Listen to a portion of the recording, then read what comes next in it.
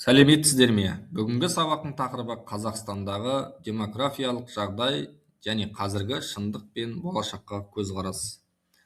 Халық санының өсуі мен құрылымы. 2024 жылы 1 наурыздағы жағдай бойынша Қазақстан халқы 20 миллионнан астам адамды құрайды. Бұл елдің тұрақты өсіп келе жатқанына әсер етеді. Яғни урбанизацияның баяу қарқыны мен қала ауыл тұрғындарының үлесі.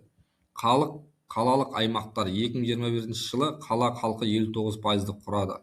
Алматы қаласының халық тығыздығы яғни 3131 адам 1 километрде болатын болды.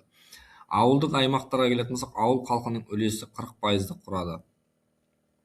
Сонымен қатар бізде туу мен өлім көрсеткіштері демографиялық апат қаупі. 2019-2021 жылдары Қазақстанда туу көрсеткіштері жоғары болып, 400 мыңнан астам бала дүниеге келді. Алайда 2022-2024 жылдары бұл көрсеткіш күрт төмендеп, 2024 жыл небәрі 365.923 бала туылды. Бұл демографиялық жағдайдың нашарлауын көрсетеді. 2025 жылдың алғашқы 5 айында 133.562 бала туылып, 53.546 адам қайтыс болды. Туу коэффициентінің 2021 жылға қарағанда 3.32 болса, 2024 жылы 2.80%-ға дейін төмендеді. Яғни халықтың қартаюы және оның салдары. Қартаю үлесі 60 жастан асқан тұрғындардың үлесі 13.2%-ға жетті. Болашақ болжам 2050 жылға қарай бұл көрсеткіш 16.7%-ға дейін өсу күтілуде. Қартайған қоғам бұл Қазақстанды қартайған қоғам қатарына енгізеді. Әлеуметтік қысым.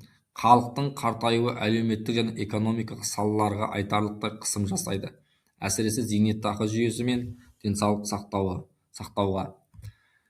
Көшіп қону және аймақтық демографиялық, яғни біз көшіп қонуды айтатын болсақ, бұл жерде соңғы 10 жылдықтағы көшіп қону ағыны Қазақстанның аймақтары арасында демографиялық теңсіздік туғызады.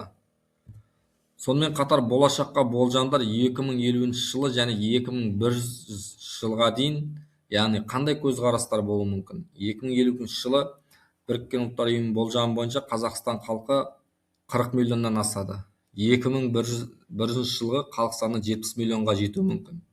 Яғни бұның барлығы демографиялық саясат, кешенді және үйлесімді демографиялық саясаттың маңызы.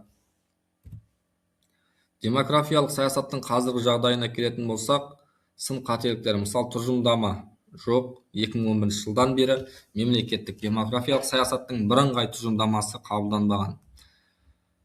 Сонымен қатар бізде халық тығыздығы мен өңірлердегі ерекшеліктерге тоқталатын болсақ, Қазақстанның жалпы халық тығыздығы 7.2 адам пайызды, бұл әлемдегі ең төмен көрсеткіштердің бірі болып саналады.